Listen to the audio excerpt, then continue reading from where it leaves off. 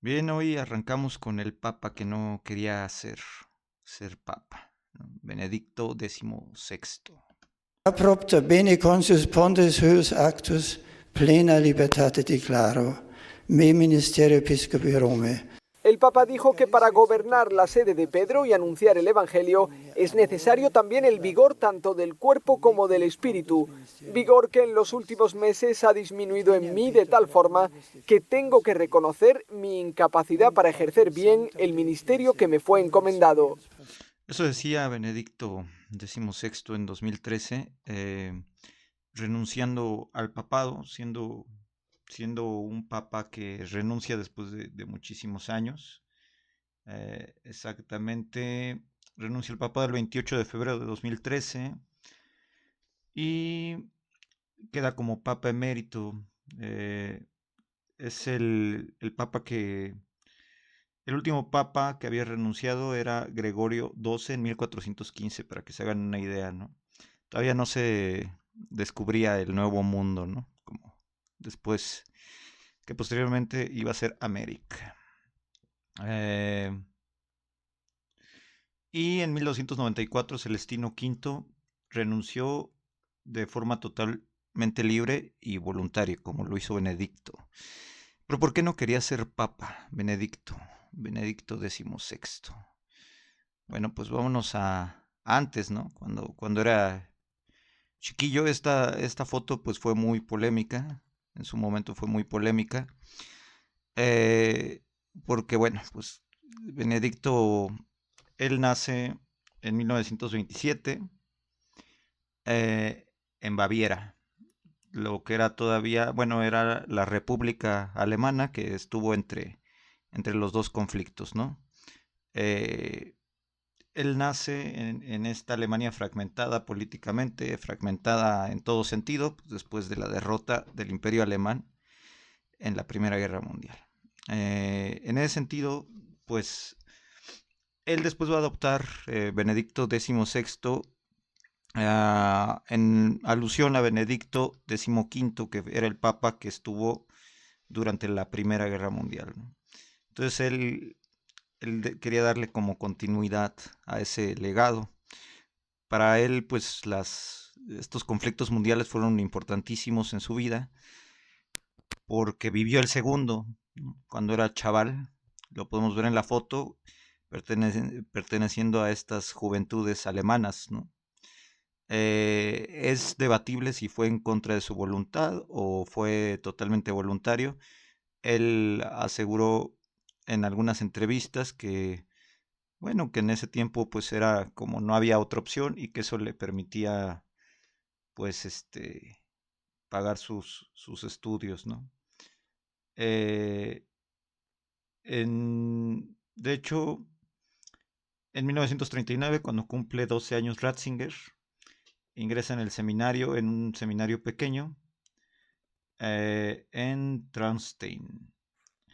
En 1941, pues el joven Ratzinger fue admitido como reconociendo un discurso en la Congregación Mariana Masculina de Ratisbona, eh, y el seminario finalmente fue visto con recelo por los alemanes que gobernaban en ese momento.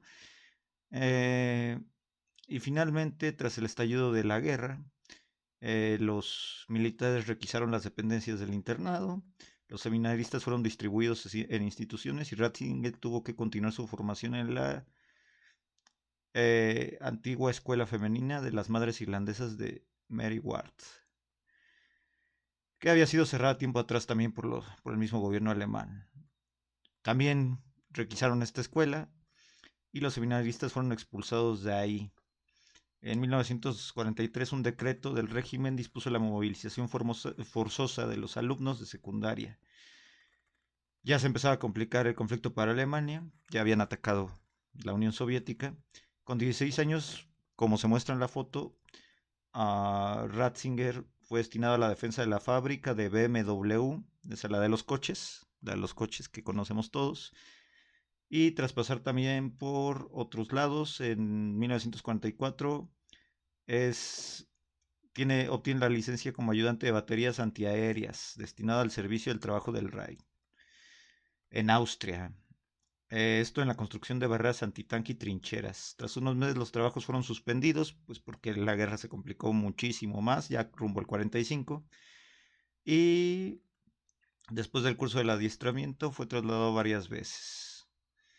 La deserción, bueno, pues no era una opción en ese momento, también eso hay que entenderlo. Pese a esto, a finales de abril o principios de mayo del 45, Ratzinger tomó la decisión de volver a su casa. Fue hecho prisionero por los soldados estadounidenses el 7 de mayo y conducido a un campo de prisioneros. Permaneció hasta el 19 de julio y finalmente, pues ya, los norteamericanos lo liberaron. Ratzinger reconocería después, también en posteriores entrevistas, que el terror de los alemanes influyó en la decisión sobre qué rumbo tomar en su trayectoria. Él dijo textualmente frente al imperio del ateísmo y la mentira que representaba el nacionalsocialismo. En la fe de sus padres había encontrado una confirmación de que el catolicismo era baluarte de la verdad y la justicia. También hay que entender que en Alemania el catolicismo no era la religión exclusiva. Es cuna de Martín Lutero, es cuna del protestantismo en muchos sentidos, y gran parte de la población alemana, sobre todo al sur de Alemania, pues todavía hoy en día es practicante católica. Sin embargo, al norte y al este, no.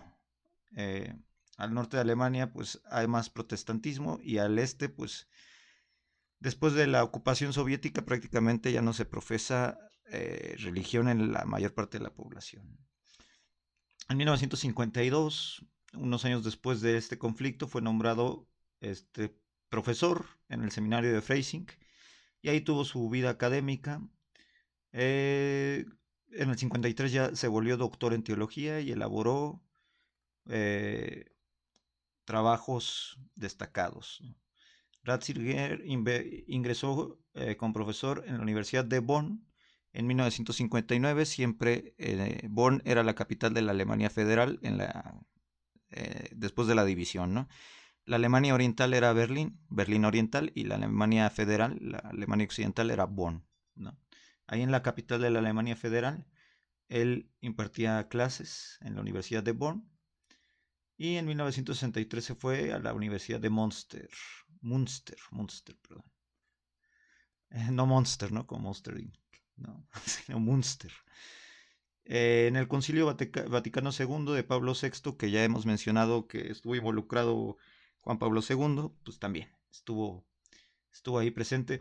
De hecho, vamos a ver que Juan Pablo II fue muy, muy cercano a Ratzinger y prácticamente lo preparó para ser papa, pese a que Ratzinger no era algo que le emocionaba especialmente. En 1966 fue candidato a ocupar otra vacante en teología dogmática en la Universidad de Tubinga, y en el 68 escribió un libro muy importante que se llama Introducción al Cristianismo.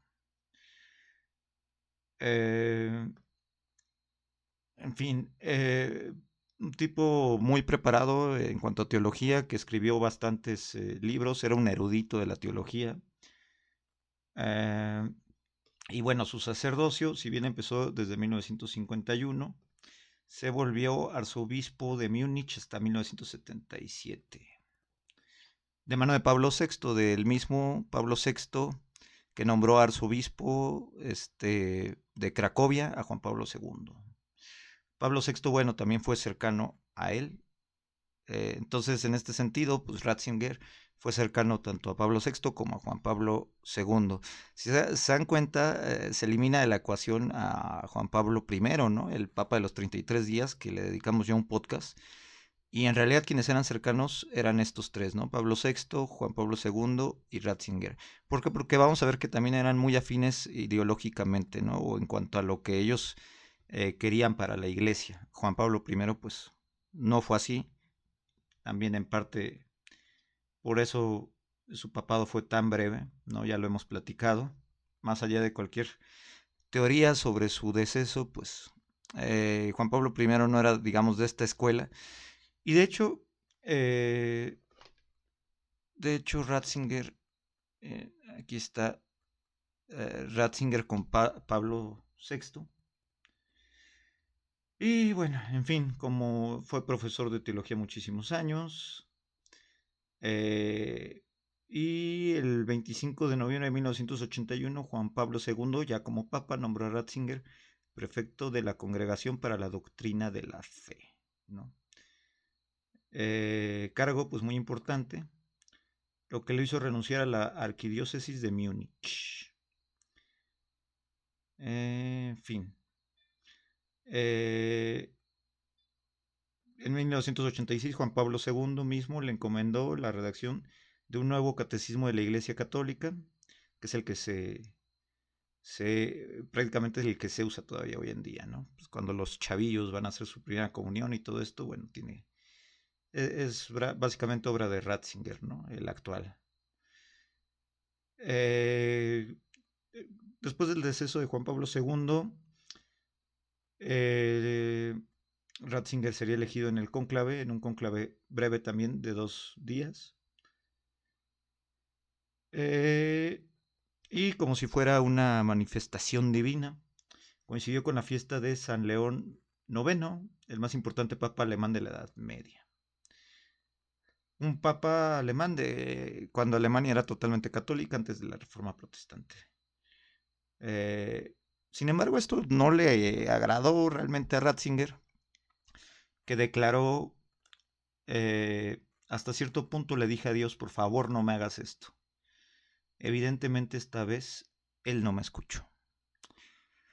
Ratzinger planeaba retirarse, antes del cónclave, planeaba retirarse, y sin embargo es elegido en el cónclave. Y él no quería o no le entusiasmaba especialmente la idea de ser papa. Eso nos explica también por qué después él mismo voluntariamente renunciará. Él en principio no lo quería. Dijo, cuando salió al balcón, después del Habemus Papam, dijo: después del gran Papa Juan Pablo II, los señores cardenales me han elegido a mí, un simple y humilde trabajador de la viña del Señor. Me consuela el hecho de que el Señor sabe trabajar y actuar incluso con instrumentos insuficientes. Él aclaraba que se sentía insuficiente para ser pontífice. Y sobre todo me encomiendo a vuestras oraciones, en la alegría del Señor resucitado, confiando con su ayuda continua. El Señor nos ayudará. Es decir, él aclaraba, ¿no? Desde el principio, desde que es elegida en el cónclave, pues yo no sé cómo llegué aquí. Sin embargo, bueno, pues llegó ahí por su cercanía con Juan Pablo II, y el cónclave pues lo evidenció así, ¿no? De hecho fue continuista, su pontificado fue una continuidad, digamos, del de Juan Pablo II, mostrándose en contra del aborto, la homosexualidad, la eutanasia, y al menos tuvo el valor que le faltó a Juan Pablo II de ir en contra de los legionarios de Cristo y de Maciel, ¿no? Lo que comentamos en el video de Juan Pablo II. Y le ordenó retirarse de la vida teológica a este señor abusador de menores. Benedicto investigó hasta cierto punto todo esto, aunque fue insuficiente, ¿no? Porque probablemente Maciel necesitaba medidas más duras. Sin embargo, pues fallecería 3 años después, yéndose prácticamente impune, ¿no? De todos sus crímenes. Pero al menos Benedicto tuvo el valor de retirarlo, ¿no?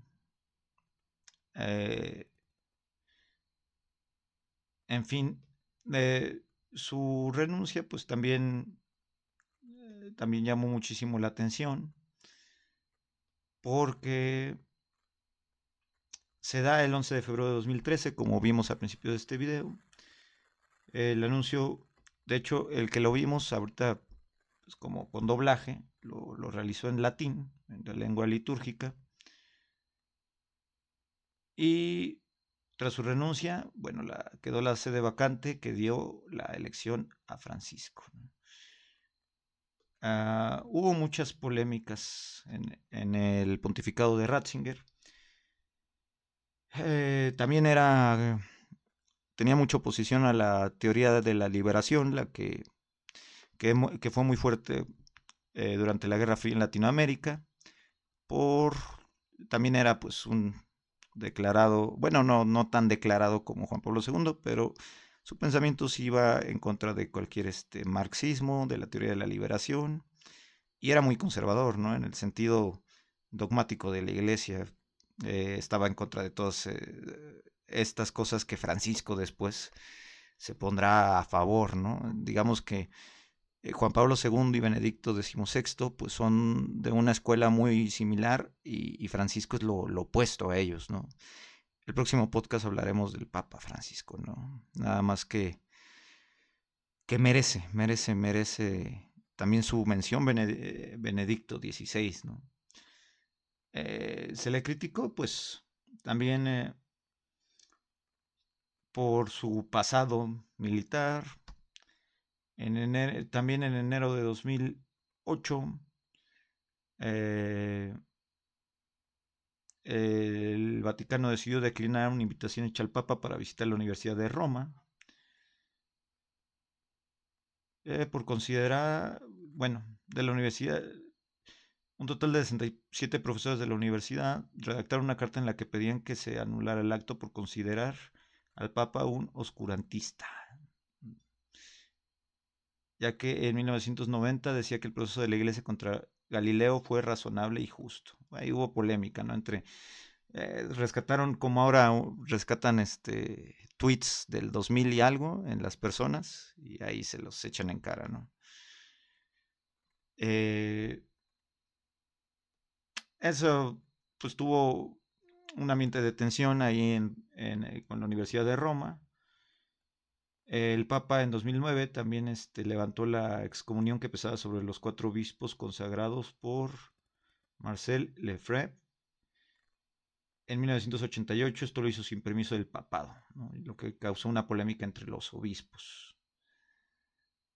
En 2009 también, mientras volaba de Roma a Camerún para iniciar un viaje por África, el Papa tuvo un comentario muy desafortunado en el que dijo que el SIDA era una tragedia que no se puede superar mediante la distribución de preservativos, que incluso agrava los problemas. Dicha declaración le valió críticas por parte de gobiernos, figuras políticas, médicos y grupos de lucha contra el VIH. En 2012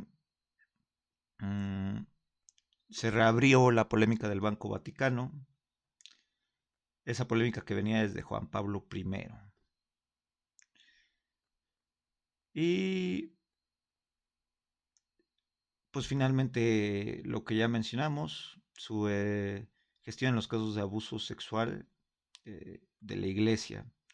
Fue objeto de controversia, siendo criticado por asociaciones de derechos de las víctimas, considerando sus acciones en contra de los abusadores pues muy tibias, ¿no? Pues el caso más claro fue el de Maciel, ¿no? En fin, el Papa se retiró a la vida privada después del final de su pontificado,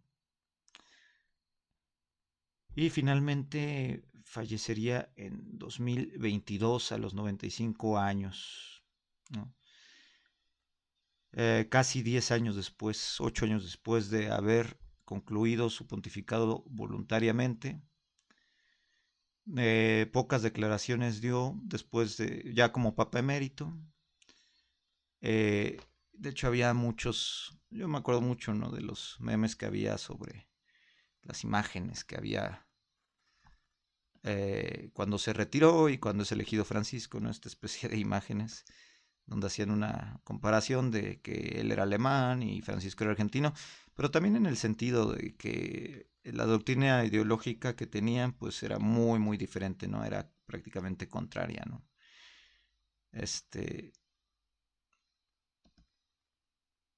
¿No? Alemania versus Argentina. A ver de qué Rosario salen más goles.